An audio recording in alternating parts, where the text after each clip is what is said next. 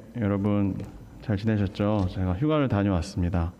제가 휴가를 저번 주에 휴가를 갔다 오느라고 여기 있지 않았으니까 목사는 휴가 기간에 주일에 대체 어딜 갈까? 교회는 가는 걸까? 뭐 이렇게 궁금해하시는 분들이 있을 것 같아서 제가 저번 주에 있었던 일을 좀 보고를 좀 드리도록 하겠습니다. 제가 저번 주 이 시간에 설교 시간에 제가 아픈 손가락으로 가지고 있다는 친구 4명에 대해서 잠깐 소개를 해드린 적 있어요. 그렇죠?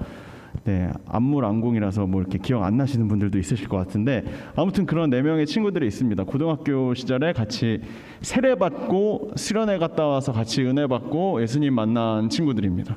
근데 이제 안타깝게도 그 나머지 3명이 저를 빼고 저까지 그랬으면 큰일 날 뻔했는데 저 빼고 나머지 3명의 친구들은 지금 이제 교회를 다니지 않고 신앙생활을 하고 있지 않다라고 제가 말씀을 드렸습니다. 제가 저번 주 주일에 그 3명 중에 1명을 만났습니다. 만나서 같이 교회에 갔습니다.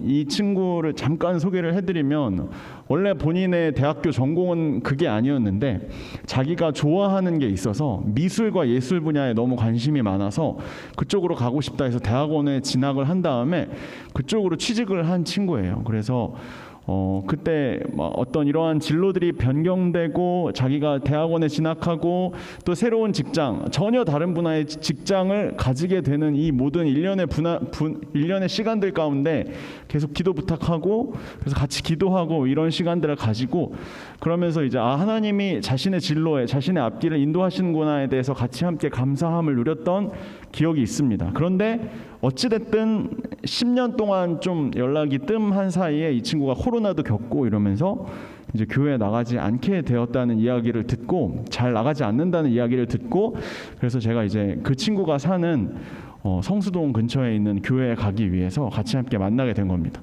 또 성수동 또 서울숲 주변은 또 힙하잖아요. 그래서 저도 이제 같이 그 물결에 동참하고자 결혼하기 전에 입었던 여러 가지 이렇게 많이 골라서 입고 나갔는데 그냥 이렇게 옷 조금 이렇게 신경 써서 입은 아저씨에 불과하더라고요. 그래서 다시는 그런 짓들을 하지 않겠다라고 결심을 하고 대신에 이제 그 친구는 좀 이렇게 미술계, 예술계에 있는 친구이기 때문에 이제 나름 힙하죠. 그래서 이제 어찌됐든 그 힙한 친구와 함께 힙한 동네에 가서 이제 같이 밥을 먹고 이제 예배를 드리게 된 겁니다. 그래서 그 친구와 함께 예배를 드리고 나서 이제 예배를 드리기 전에 이런저런 얘기를 하는데 이제 이 친구는 경매사예요. 미술 경매사거든요. 미술품 경매사니까 최신 트렌드와 힙한 것들에 굉장히 민감해야만 하는 직업인 거예요. 그러니까 본인이 원하든 원하지 않든 계속 본인은 힙해야 됩니다. 본인은 굉장히 트렌드에 민감해야 됩니다. 이제 그래서 이 친구가 교회를 다니면서 드는 생각이 뭐냐면 왜 교회는 트렌디하지 않냐는 거예요. 왜 교회는 힙하지 않냐는 거예요. 왜 교회는 왜 옛날에 20년 전의 모습도 그러했고 지금도 그러하고 왜 항상 비슷한 모습, 비슷한 어법, 비슷한 언어들로 항상 동일하게 해야만 하느냐라는 게 질문이었습니다. 저도 궁금하더라고요. 그래서 저도 이제 나름 힙하게 입고 갔는데 안 힙하잖아요. 그렇죠? 제가 안 힙한데 교회가 힙하겠습니까? 안 힙하지? 트렌디하지 않죠. 그렇죠? 그래서 왜 교회는 트렌디하지 않을까? 이렇게 그 질문에 저도 같이 함께 답을 해보는 시간을 가졌습니다. 20년, 30년 전까지만 해도 교회가 굉장히 트렌디했던 거 아세요? 교회가 세상의 문화와 트렌드를 이끄는 시대가 있었습니다. 그때까지만 해도 그 주변에서 가장 이제 인싸들은 다 교회를 다녔습니다. 교회를 다녀서 교회에서 부르는 노래, 뭐 교회에서 하는 활동, 뭐 이런 것들이 이제 학교나 이제 다른 데 가서 와 교회에서는 이런 것도 한대 이런 어떤 시대가 20년 전은 좀 너무 아닌 것 같고 한 40년 50년 전까지만 해도 트렌드를 선도하던 시대가 있었습니다. 그런데 이제 시간이 흐르면 흐를수록 이제 교회가 문화를 선도할 수는 없게 되는 거죠. 교회가 어떻게 보면 문화를 따라가야만 하는 시대가 됐습니다. 그래서 요즘 우리가 만약에 중고등부 같은 데나 아니면 이제 우리가 요즘은 그래도 좀 괜찮아졌는데 예를 들어서 뭐 홍보 영상 이런 거 만들면 막 영화 패러디 이런 거 되게 많이 했잖아요. 그렇죠? 우리가 영화를 찍을 수는 없으니까 영화를 그냥 비슷하게 자막만 바꿔서 이런 거 많이 했잖아요. 그렇죠? 그러니까 우리가 세상의 문화를 이미 따라갈 수 없다는 판단을 하고 우리는 그냥 문화를 조금 따라하는 정도의 그 정도는 할 수 있다인 겁니다. 그러니까 우리는 문화를 어찌됐든 이 시대의 문화와 트렌드와 힙한 모든 것들은 우리가 이미 따라갈 수 없다라는 어떤 판단이 선 겁니다. 그래서 다시 한번 이제 예배를 드리고 나서 커피를 마시면서 이야기를 했습니다. 교회가 굳이 힙할 필요가 있냐? 교회가 굳이 트렌디할 필요가 있냐? 교회가 유행을 선도할 필요가 있냐라는 겁니다. 제가 친구랑 이야기하면서 생각하면서 같이 함께 이야기 나눴던 거는 교회는 약수터와 같은 곳이다라는 생각을 했습니다. 우리 마음이 굉장히 갈하고 굉장히 메마르고 이러한 나의 마음과 영혼의 어떤 그 갈급함을 채워줄 수 있는 마치 약수를 떠먹을 수 있는 산 위에 있는 약수터와 같은 곳이 바로 교회가 아닐까 하는 생각이 드는 겁니다. 우리가 목말라서 물을 마시러 약수터를 가는데 약수터가 힙해야 될 필요는 없잖아요, 그렇죠? 약수터가 이렇게 막 삐까뻔쩍한 막 네온 사인이 있어요. 여기 약수터예요라고 이렇게 이야기를 할 필요는 없잖아요, 그렇죠? 우리는 약수터에 가서 우리의 갈한, 우리의 목마른, 우리가 세상 속에서 채워지지 않는 것을 그 약수터와 같은 교회에서 채우는 게 교회의 목적입니다. 그렇기 때문에 교회는 굳이 트렌디할 필요도 없고 힙할 필요도 없는 것이 아닐까라면서 같이 함께 이야기를 나누고 그리고 나서 헤어졌습니다. 이번 주에 오늘 교회 갔냐라고 제가 다시 확인을 하지는 않았는데 다시 확인을 하지도 않으려고 하는데 아무튼 저 또한 그 친구와 같이 함께 이야기 나누면서 그 친구가 가지고 있었던 자신이 그렇게 사랑했던 교회와 그리고 내가 사랑했던 신앙생활에 대한 여러 가지 생각들을 같이 함께 나누고 저도 같이 함께 고민할 수 있는 굉장히 그런 귀한 시간이었습니다. 네, 여러분들도 어떻게 보면 마찬가지로 굉장히 여러분 주변에서 트렌디하고 힙하고 멋지고 즐겁고 재미있는 것들 속에서 한 주 동안 월화수목금토 살아가다가 주일날 이 자리에 교회에 와서 매우 힙하지 않고 트렌디하지 않은 곳에 이 자리에 오게 됩니다. 여러분들은 이 자리에 왔을 때 월화수목금토에 비해서 비교적 어떤 생각, 어떤 차이가 느껴진다라고 이렇게 생각하실지 모르겠습니다. 오늘 우리가 같이 함께 읽은 이 본문 처음 구절에 보면 예수님이 제자들을 같이 함께 불러 모으고 이야기했던 장소가 나옵니다. 오늘 우리가 같이 함께 이 설교는 우리 성경책을 한번 앞에 펼치고 한번 같이 따라가면서 한번 말씀을 들었으면 좋겠어요. 제가 계속 말씀을 이렇게 쭉 따라가면서 말씀을 드릴 거니까 성경책 가지고 계시지 않은 분들은 핸드폰으로 오늘 누가복음 맞죠? 네, 누가복음 아니에요? 오늘 본문은 16절만 마태복음 16장 13절부터 21절까지 말씀인데 그 13절부터 우리 같이 함께 보면서 따라갔으면 좋겠습니다. 13절에 보면 예수님이 제자들을 불러 모으시고 같이 함께 이야기 나눈 지명이 나옵니다. 거기 지명에 빌립보 가이사랴라고 나와 있죠. 빌립보 가이사랴라는 도시에 대해서 좀 설명을 해드릴게요. 빌립보 가이사랴라는 도시는 지금으로 말할 것 같으면 사진 한번 띄워주실래요? 미국의 뉴욕이나 프랑스 파리 같이 종교적, 문화적 선진국이라고 이렇게 생각을 하시면 됩니다. 자, 여기 보시면 뉴욕에서 브로드웨이 우리 뉴욕 얼마 전에 갔다 오신 분이 또 계신데 네, 저는 몰라요. 안 가봐서. 근데 이렇다고 합니다. 그리고 파리에 에펠탑 있죠. 파리가 여러 가지 패션을 선도하는 도시라고 하는데 프랑스 파리와 미국 뉴욕 한가운데에서 예수님이 제자들 불러 모아놓고 이야기를 하고 있는 거예요. 자, 이 파리와 뉴욕 주변에 보면 재밌는 게 너무 많습니다. 화려한 게 너무 많아요. 신기한 거 너무 많습니다.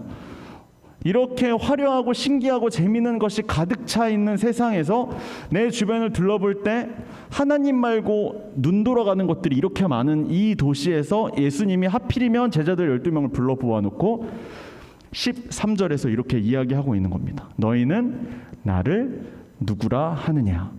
자, 이때 베드로가 이렇게 대답을 하는 겁니다. 주는 그리스도시요 살아계신 하나님의 아들이시니다 라고 이렇게 대답을 하는 겁니다. 여러분, 우리가 지금 여기서 제가 한번 합성을 시도해 봤거든요. 그 구글에서 예수님 제자 사진 뭐 이렇게 딱 쳐갖고 땄어요. 그래갖고 여기다가 한번 그 예수님이랑 제자들 이렇게 둘러 앉아 있는 모습을 여기다 한번 붙여보려고 했는데 굉장히 어색하고 어울리지 않다는 사실을 그냥 몇 번 했다가 지웠다가 몇 번 했다가 지웠다고 했습니다. 그러니까 여기 이 자리에 예수님이랑 제자들이 앉아 있는 게 예배드리는 장면이 굉장히 상상이 안 가는 거예요. 자, 그런데 여러분들이 살고 있는 우리 서울이라는 도시도 이 도시들이 근데 이 사진 이제 그만 보여줘도 될 것 같습니다. 우리가 살고 있는 서울이라는 도시도 뉴욕이나 파리에 못지않은 K 문화의 총본산이라고 할 수 있습니다. 여러분들은 K 문화의 총본산, 수많은 나라에서 부러워하는 뉴욕과 파리에서도 부러워하는 K 문화의 본거지인 서울에서 살고 계시는 자부심을 가지고 살아가셔도 됩니다. 자, 그런데 우리 또한 마찬가지인 거예요. 여러분, 우리가 살고 있는 이 서울이라는 문화와 종교의 이 본산지에서 예수님이 한복판에서 여러분들을 향해 질문을 하고 있다고 생각을 해보셨으면 좋겠습니다. 너희는 나를 누구라 하느냐?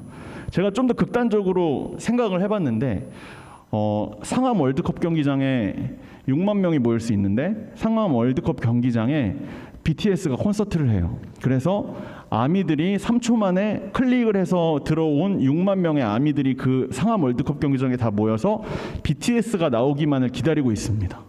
자, 그런데 BTS가 이제 나와야 되는데 공연이 시작해서 나와야 되는데 BTS가 안 나오고 갑자기 예수님이 딱 등장을 하는 거예요. 그 중에 교회 다니는 사람이 있을 거 아니에요. 예수님 믿는 사람들이 있을 거 아니에요.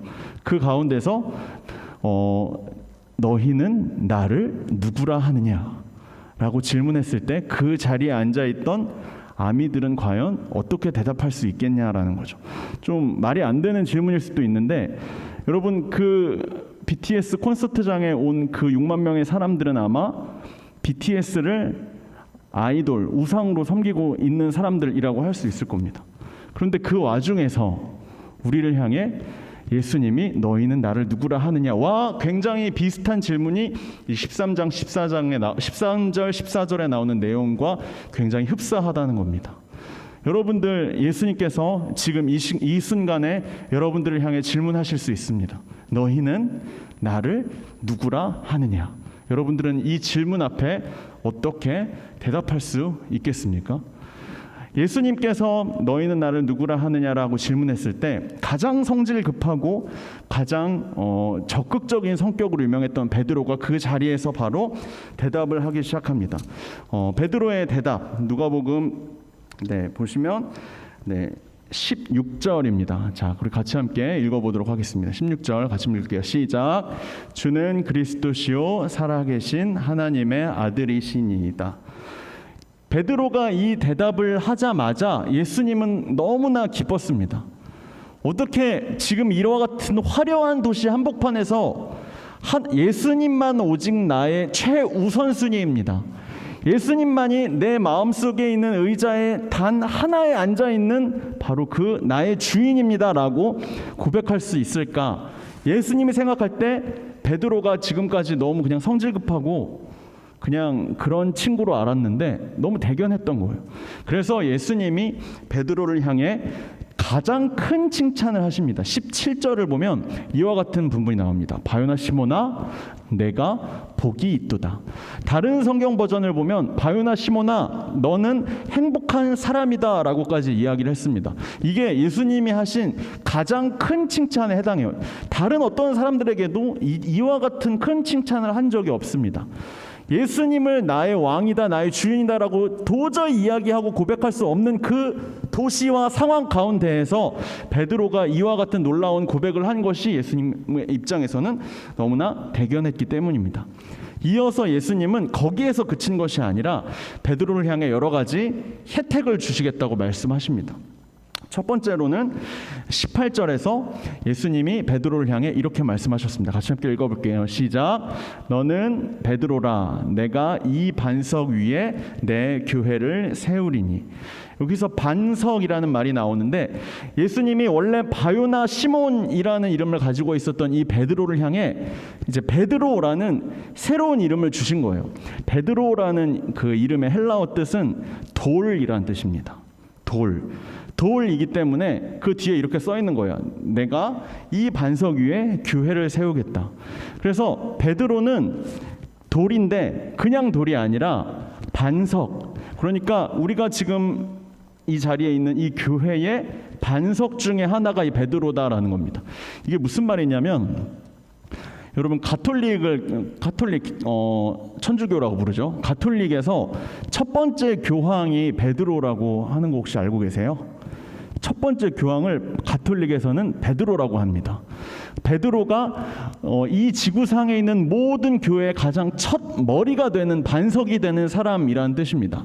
그러니까 이 베드로라는 디딤돌로 해서 우리가 교회가 건물이라고 생각할 수 있겠지만 교회는 사람들의 모임이거든요. 한 사람 한 사람들이 이 반석 하나하나가 이렇게 지어져서 우리 이 교회 공동체를 형성한다라는 뜻입니다. 근데 그 첫 번째 돌이 이 베드로라는 거예요.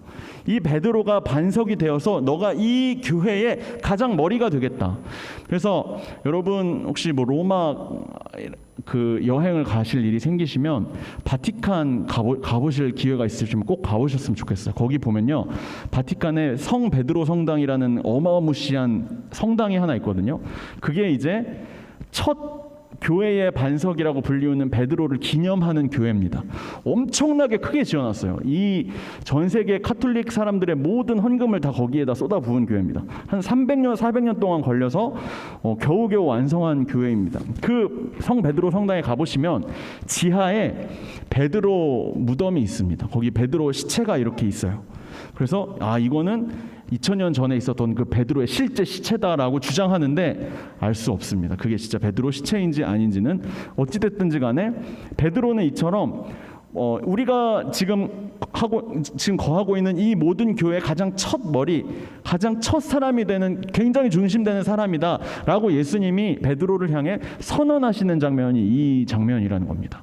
그리고 나서 그 다음 구절을 같이 함께 보겠습니다. 19절을 보면 예수님께서 베드로를 향해 천국 열쇠를 너에게 주겠다라고 이야기합니다. 천국 열쇠가 뭐냐? 천국 열쇠가 그 다음에 어떻게 나와 있죠? 너가 하늘에서 풀면 땅에서도 풀릴 것이요, 너가 하늘에서 묶으면 땅에서도 묶일 것이다라고 이야기합니다. 천국 열쇠는 천국에 들어가는 문이에요. 우리가 지금 함께 거하고 있는 이 교회가 하나님 나라의 가장 하나님 나라의 모델하우스 같은 곳이 이 교회라고 생각을 하시면 됩니다. 그러니까 우리가 하나님 나라의 모형인 이 교회를 들어가려면 열쇠가 필요하잖아요. 그러니까 하나님 나라에 들어갈 수 있는 열쇠를 베드로에게 준다는 거예요. 그래서 여러 가지 성화들을 보면 베드로는 다 이렇게 열쇠를 쥐고 있는 장면을 우리가 볼 수가 있습니다. 그러니까 이 천국문 열쇠를 가지고 있는 사람이 베드로라는 겁니다. 베드로가 이와 같은 이야기들을 듣습니다. 너는 새로운 이름을 가지게 되었다. 바로 반석이라는 돌이라는 이름, 디딤돌이라는 이름을 너에게 주고, 뿐만 아니라 천국 열쇠, 이 세상에서 풀리고 싶은 문제가 있으면 하늘에서 풀면 당연히 이 땅에서도 풀리는데, 너가 땅에서도 하늘에서도 풀거나 묶을 수 있는, 풀거나 잠글 수 있는 천국의 열쇠, 천국문을 들어갈 수 있는 열쇠를 너에게 주겠다라고 예수님이 그 베드로에게 천국 열쇠를 주십니다. 베드로가 가뜩이나 굉장히 우쭐대고 이런 성격이었는데, 예수님이 이렇게 다른 사람들에게는 전혀 보여주지 않았던 이와 같은 큰 칭찬을 보여주니까 그 다음부터 이제 베드로가 흥분을 하기 시작한 거예요. 흥분을 해서 나는 이제 다 이루었다. 정말로 나는 이 예수님이 나의 이와 같은 선물을 주신 것으로 인해서 나는 다른 제자들과는 비교할 수 없는 놀라운 능력을 가지게 되었다라고 우쭐대기 시작했습니다. 여러분, 근데 우리가 여기서 이 지점에서 한번 합리적인 의심을 한번 해보겠습니다. 여러분, 베드로가 했던 이와 같은 고백, 너희는 나를 누구라 하느냐라고 예수님이 질문하셨을 때, 주는 그리스도시요 살아계신 하나님의 아들이시니이다. 그러니까 나의 최우선순위, 내 마음속에 하나밖에 없는 정말 내 삶의 진정한 주인은 예수님 한 분뿐입니다라는 이 베드로의 고백이 정말 진실한 고백이었을까요?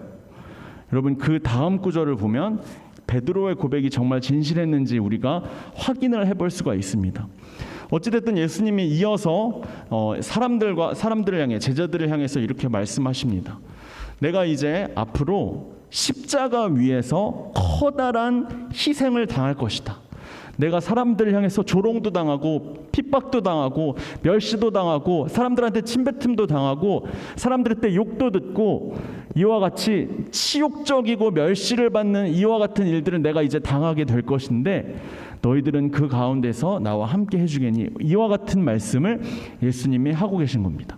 그러니까 앞으로 예수님이 십자가에 못 박혀 돌아가실 것이라는 것을 미리 제자들을 향해 예언하고 계신 장면이 나타나는 거예요. 자, 그런데 바로 그 다음 구절을 보면 여기에서 흥분한 베드로가 오버를 하기 시작합니다. 자, 이 자리에서 갑자기 베드로가 이렇게 이야기합니다. 우리 22절 한번 볼까요? 22절 같이 함께 읽겠습니다. 시작. 베드로가 항변하여 이르되 주여 그리 마옵소서. 여기서 항변이라는 단어의 뜻은 달리 말하면 예수님을 꾸짖었다라는 겁니다. 예수님 지금 뭐 하시는 거예요? 여러분, 예수님 지금 여기서 이러시면 안 되죠. 예수님 십자가에 못 박히시면 안 되죠. 왜, 무슨 소리예요? 지금까지 잘 지내오셨는데 갑자기 왜 뜬금없이 십자가에 못 박히다는 이야기를 하시는 거예요? 라면서 베드로가 자기 분수도 모르고 자기 주제도 모르고 그 자리에서 예수님을 꾸짖기 시작하는 겁니다. 이렇게 예수님을 꾸짖는 베드로를 바라보면서 예수님이 그 자리에서 이렇게 이야기합니다. 자, 다음 구절입니다. 자, 같이 함께 읽겠습니다. 시작. 사탄아 내 뒤로 물러가라. 너는 나를 넘어지게 하는 자로다. 여러분, 지금 예수님이 너는 교회의 디딤돌이 되어서 반석이 되어서 교회의 첫 머리가 되어서 교회를 앞으로 세워나가는 가장 첫 인물이 될 것이라고 베드로에게 천국 열쇠까지 주면서 칭찬을 하셨는데 약 30초도 지나지 않아서 베드로를 향해 지금 뭐라고 이야기하고 있습니까? 사탄아라고 이렇게 이야기를 하고 있습니다. 사탄아 내 뒤로 물러가라 라고 이렇게 이야기를 하고 계신 겁니다. 여러분, 지금 이 자리에서 베드로는 커다란 착각을 하고 있었습니다. 사실 베드로가 아까 전에 이야기했던 그 놀라운 고백, 주는 그리스도시요 살아계신 하나님의 아들입니다라고 했던 그 고백의 진위가 이 자리에서 바로 밝혀지는 순간이기 때문입니다. 베드로는 예수님이 자기가 지금까지 따라오면서 보고 배웠던 것을 보면서 정말로 이분이 내가 그렇게 그토록 바라고 원해왔던 우리나라 이스라엘을 구원시킬 바로 그 임금님이라는 사실을 베드로는 계속해서 확신해 나가고 있던 상태였습니다. 베드로는 이 예수님이라는 분이 지금 내가 가지고 있었던 원래 직업, 그러니까 그물마저 다 내어버리고 나의 인생을 다 걸 정도로 이렇게 내가 예수님을 따라다녔던 이유는 바로 예수님이 지금 로마의 식민지로부터 해방될 수 있는 그 정치적 능력을 가지고 있는 사람이고, 그렇기 때문에 시간이 흐르고 나면 예수님이 진짜 자신의 능력을 보여주기 시작하면서 로마 시대에 있는 모든 악재된 것들, 아픈 것들 다 퇴치해버리고 이제 우리나라 이스라엘이 완전한 해방을 맞이하게 되면서 이제 이스라엘의 그리고 로마의 진정한 임금 대통령 왕이 될 수 있을 것이다라는 착각을 가지고 살고 있었습니다. 예수님이 만약에 임금님이 되시면, 예수님이 만약에 대통령이 되시면, 예수님이 왕이 되시면 나는 문고리 3인방 정도는 되지 않을까? 내가 국무총리 정도는 되지 않을까? 예수님한테 이 정도 칭찬은 들었는데 내가 원하는 돈과 권력 다 가질 수 있지 않을까? 사람들이 그동안 나한테 어부라고 하면서 업신여기면서 아유 저 사람은 아무것도 가진 것도 없고 할 수 있는 것도 없고 능력도 없고 뭐 권력도 없고 아무것도 없네라고 나를 업신여겼던 그 사람들 향해 나 지금 대통령 임금님 바로 밑에서 떵떵거리는 이 정도의 능력을 가진 사람이야. 그렇게 내가 이야기할 수 있는 그 시간만을 기다리면서 예수님의 그 뒤를 졸졸졸 쫓아다녔던 것이 바로 베드로의 현실이었기 때문입니다. 그렇기 때문에 베드로가 그 자리에서 나는 사실 이 이스라엘을 온전히 구원하기 위해, 정치적으로 구원하기 위해 너희들과 함께 있는 것이 아니라 십자가에 못 박히기 위해 이 자리에 왔다라고 말을 하는 순간 그 자리에서 흥분한 나머지 예수님을 항변하며 꾸짖기 시작하는 것입니다. 베드로가 되고 싶은 나, 베드로가 그렇게 원했던 욕망과 욕심과 내 마음속 그 깊은 곳에 있었던 그토록 원하던 되고 싶은 나는 바로 예수님 바로 밑에서 내가 그토록 원했던 그 무언가를 얻기 위해 내가 노력하는 것, 그것이 바로 베드로가 그토록 원했던 되고 싶은 나라는 사실입니다. 여러분, 그 다음에 예수님께서 그 베드로의 마음을 이미 꿰뚫어 보시고 나서는 이렇게 말씀하셨습니다. 사탄아, 내 뒤로 물러가라.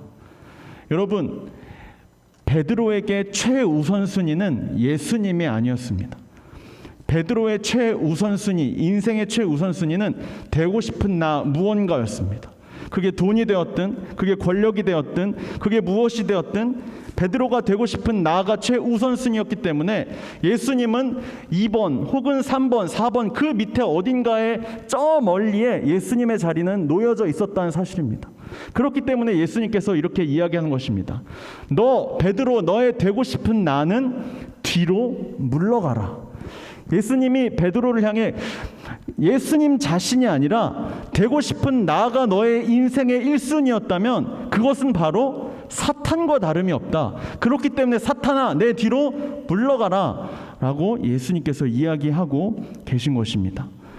그리고 나서 예수님께서는 이렇게 말씀하셨습니다. 너는 나를 걸려 넘어지게 하는 자로다.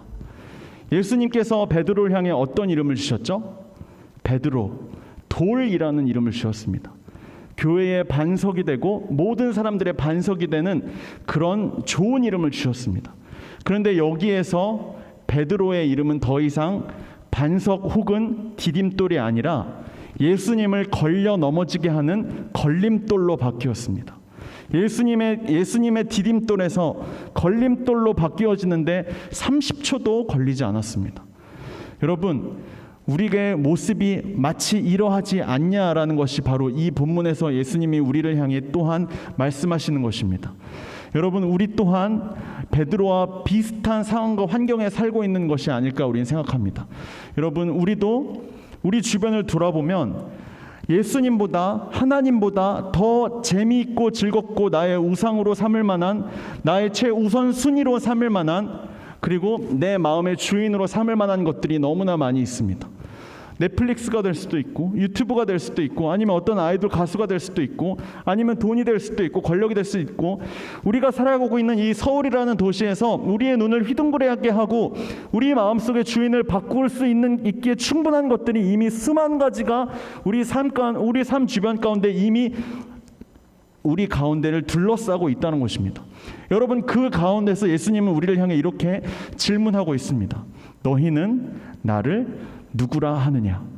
여러분, 여기에서 예수님께 어떻게 질문하시겠습니까? 여러분, 예수님은 하나님의 아들이셨기 때문에 이 땅 가운데 우리에게 오셨습니다. 예수님은 우리에게 디딤돌로 오셨습니다. 왜 우리에게 디딤돌로 오셨느냐? 여러분, 창세기의 말씀 우리가 다시 한번 떠올려 볼 수 있습니다. 창세기에서 아담과 하와의 마음속을 향해서 창세기 3장 5절을 보면 너가 하나님처럼 될 수 있다라는 그 유혹으로부터 아담과 하와의 마음속에 죄라는 DNA 유전자가 심겨졌습니다. 우리는 그 아담과 하와의 DNA, 죄의 DNA를 계속해서 가지고 있는 사람들입니다. 아담과 하와의 죄의 DNA를 가지고 있다는 그 의미는 바로 우리는 더 이상 하나님께로 나아갈 수 없는, 하나님을 만날 수 없는 존재라는 뜻입니다. 에덴 동산에서 아담과 하와가 쫓겨난 이후로 우리는 지금까지 하나님을 한 번도 만나본 일이 없고 하나님께로 나아갈 수 있는 길이 하나도 열려 있지 않았습니다. 그러나 하나님께로 갈 수 있는 유일한 길을 주기 위해 하나님이 선택하신 길이 바로 당신의 아들 예수 그리스도를 이 땅 가운데 오게 해서 십자가에 못 박혀 죽게 한 것입니다. 예수님이 십자가에 못 박혀서 멸시와 조롱과 천대를 받게 되었다는 의미는 바로 예수님을 우리가 짓밟고 올라갈 수 있다는 겁니다. 여러분, 예수님을 짓밟고 올라갈 수 있습니까? 하나님의 아들인데 예수님을 짓밟고 올라갈 수 있습니까? 그런데 예수님은 친히 그렇게 하라고 하면서 십자가에 못 박혀 죽었습니다. 우리는 하나님을 만나기 위해서 어쩔 수 없이 하나님의 아들이신 예수님을 디딤돌로 짓밟고 올라가야만 하나님을 만날 수 있습니다. 그런데 여러분, 우리 하나님께서는 예수님을 디딤돌로 짓밟고 올라가라고 우리에게 주셨는데, 우리는 예수님을 디딤돌로 짓밟고 올라가서 전혀 관련 없는 나의 욕심과 나의 탐욕과 내가 원하고자 하는 바로 내가 되고 싶은 바로 그것을 위해서 예수님을 디딤돌로 사용하지 않냐라는 겁니다. 여러분, 마음속에 소원이 다들 있으실 것입니다. 기도 제목들도 있을 거고, 지금 내 마음속에 가장 커다랗게 남아져 있는 큰 나의 고민들이 있을 것입니다. 여러분들 그것들을 향해서 기도도 하실 것입니다. 그게 잘못되었다 이게 아닙니다. 그런데 여러분, 내가 예수님 믿는 목적이, 내가 기도하는 목적이 내가 되고 싶은 바로 그것을 위해 기도하고 예배드리고 내가 예수님 믿냐는 겁니다. 예수님을 우리가 디딤돌로 짓밟고 올라가는 것은 맞지만, 예수님을 밟고 내가 되고 싶은 나라고 되기 위해 예수님이 이 땅 가운데 오신 것이 아닙니다. 예수님을 밟고 올라갔을 때 그것이 하나님이 아니라 되고 싶은 나였다면 예수님께서 우리를 향해서 이렇게 책망하실 것입니다.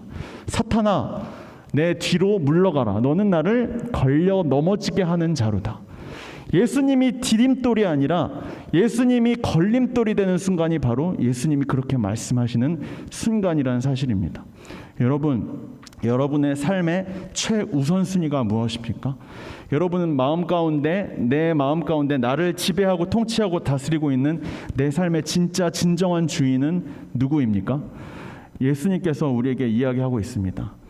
예수님께서 우리를 향해 주는 그리스도시요 살아계신 하나님의 아들이시다라고 고백하는 그 고백이 정말 진심이 되었으면 좋겠다. 예수님께서 우리를 향해 이렇게 말씀하고 계십니다. 오늘 우리가 같이 함께 찬양을 불렀으면 좋겠는데요. 이 찬양의 가사 가운데 이러한 가사가 나옵니다. 주님보다 앞서지 않고 겸손하게 주님의 말씀을 기다린다.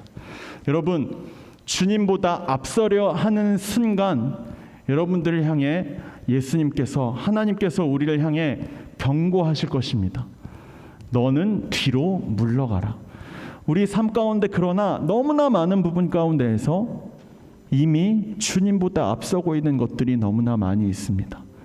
주님보다 앞서지 않는 것, 정말 쉽지 않고 정말 가능하지 않은 일일 수도 있습니다.